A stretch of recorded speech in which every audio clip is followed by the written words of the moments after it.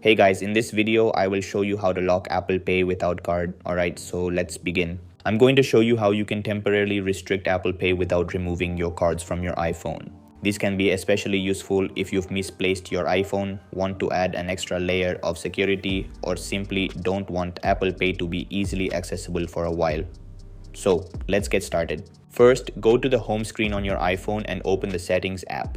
Once you're in Settings, scroll down until you find the Wallet and Apple Pay option and then tap on it. Now, if you want to prevent Apple Pay from opening quickly, look for the option that allows you to access Wallet by double-clicking the side button. Turn this option off to disable the Apple Pay shortcut. You can also restrict access to your cards when your iPhone is locked. To do this, find the Allow Access When Locked option and turn it off. This adds another layer of protection by preventing Wallet from being accessed while your device is locked. For additional restrictions, you can also use the screen time settings to limit access to the Wallet app and other related features. This can be useful if you want to place further restrictions on how Apple Pay is accessed on your device. If you've lost your iPhone, you have another option for protecting your payment information. You can use Apple's Find My feature to remotely place your device in lost mode, which can help prevent unauthorized access to your Apple Pay cards. And that's it. Your cards can remain stored on your iPhone while access to Apple Pay is restricted or temporarily disabled based on the settings you've changed, and that's it.